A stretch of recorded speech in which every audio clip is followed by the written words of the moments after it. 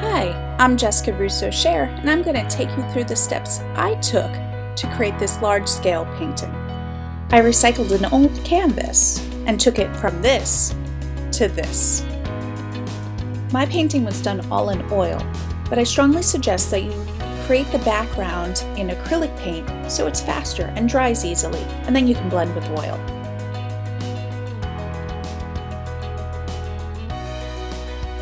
So before you start your painting, you need someone to paint. And it could be a self-portrait or it could be someone who inspires you. This is my daughter, Siena, and I will be painting her for this project. I used this reference photo. I like this one because it had strong lighting, and I recommend that for any reference photos you use, so you can have a variety of shading for a portrait. We will start off with a really abstract background, which will become our underpainting. If you choose warm colors, like a burnt sienna palette, that will make the colors on top appear warmer, and so you have to adjust your color mixing. If you choose a color like ultramarine blue, everything will be calmer and more cooler palette, and the colors on top will be influenced by that as well. I'm starting with this leftover canvas a student left behind that I'm going to upscale into this portrait. So I have a combination of both warm and cool tones, but I'm going to apply more cool tones on top.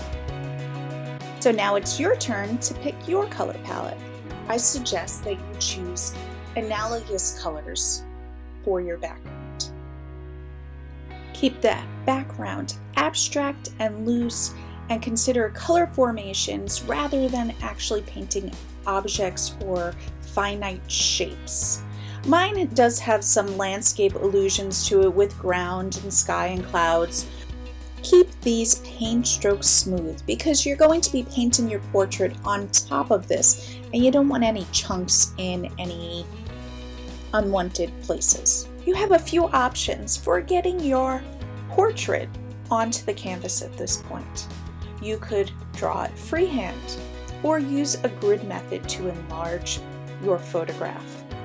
Or you can project the photograph, but that sounds like it's easy, but that's actually one of the more complicated ways because there's so much information on the photograph that the projection gets blurry and the edges are really hard to define. My suggestion is that you draw it from the photograph and then project your drawing onto the canvas.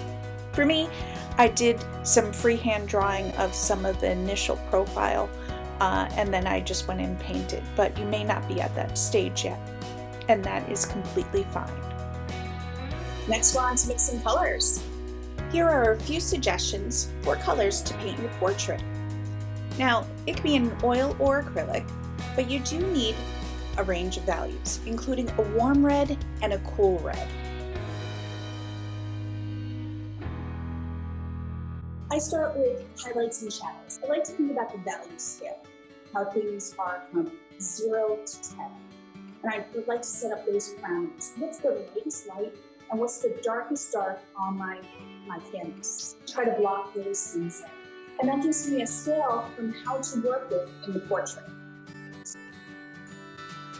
Your highlights, you may be surprised to see how dark they actually are on your palette versus how light they appear on your canvas. But just try to get the general shapes of the highlight areas and the shadow areas, and then you can start working into more mid-tones and blending those areas together. This can take a while, and you may have to go back and forth between those different areas. After you get the big areas in, then you can start paying attention to some smaller details. But don't dive in and start doing eyelashes and small details right away. Think of them as the bigger shapes within the smaller details, like blocking in the pupil and the iris. At this point, you're still refining the basic shape and proportions of the features, and you may have to adjust it to try to get some of a likeness to your source photograph.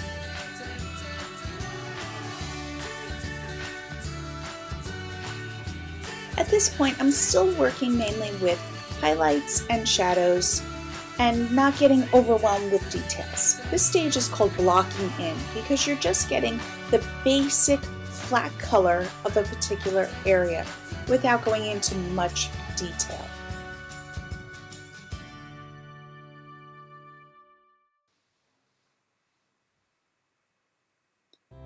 As I start moving into more of my midtones, I need to keep in mind that I have to desaturate my colors. This is a way of neutralizing the colors so they don't become overly synthetic. And the best way to do that is to add blue to the color so it matches the color palette of actual skin. In this case, my daughter's skin tone is quite light and she's fair, and there's a little bit of a blue undertone to her skin already. So I am adding in a little extra blue, and I'm keeping a lot of titanium white in the color. This will help the colors appear so she doesn't have Barbie doll pink skin. Adding blue will help with a variety of different skin tones to help neutralize the color so it doesn't look synthetic no matter what color range you're going for.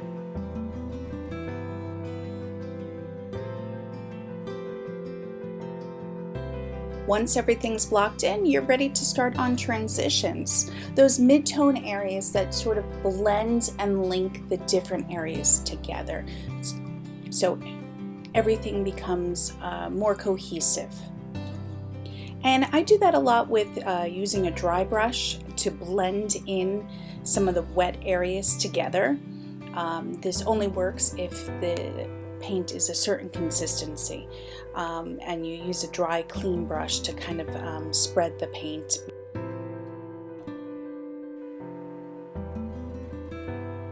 After your brush becomes too wet from paint, then you either have to dry it off, clean it, or switch to another brush that's completely dry. So I keep on adding, you see I'm using a small brush at this point and working all around my canvas because I'm trying to build in those small details that will add a unique color and personality to the portrait so it's not all blocked up into those different value zones. So now this is where I'm starting to blend between small little details. So I'll pick up one color from the palette and say, where on the face can I use it? As well as starting to block in the background again. So I had already blocked in all these abstract sort of landscape shapes in the background. And now I want to tie them into the portrait. So I'll use that color both in the background and on the portrait. So I work back and forth, and this creates a push and pull between the background and the foreground. Now, if you look, you can see lots of bits of blue in my skin tones that kind of match with the background. Your background, you can do whatever you like. You can create with expressive lines or broader strokes. You can even use oil sticks to create the lines, and you can then bring them onto the face.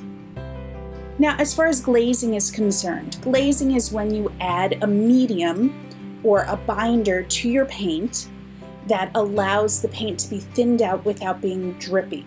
So in the case of acrylic, you would just add more water, it would become very drippy. But if you use an acrylic polymer, you would get the same consistency of the paint as if it was thick, but it becomes more translucent, less opaque. Now, creating a glaze for oil paint, you would use either a binder like liquid, which helps speed the drying, or in my case, I'm using a 3-part medium.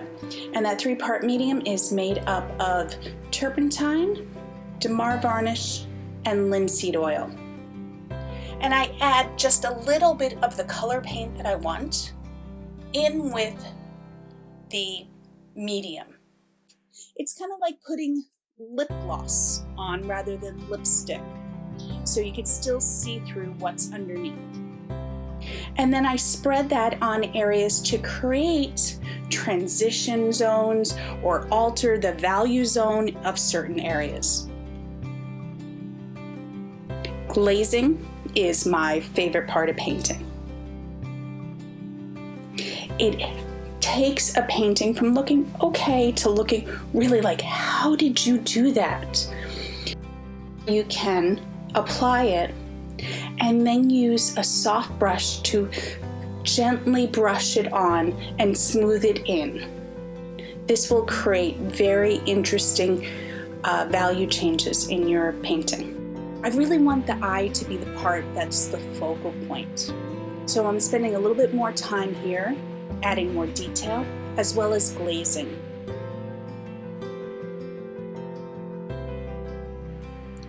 What you want to do is have a relationship between the portrait and the background, something that works together. And for me, I find the best way to do that is a combination of the colors you use and the brush strokes you use. It doesn't have to be picture perfect. If we wanted our portraits to be picture perfect, then we would just have a photograph. Instead, you're going to try to transcend the photograph and try to get more of an emotional idea behind this.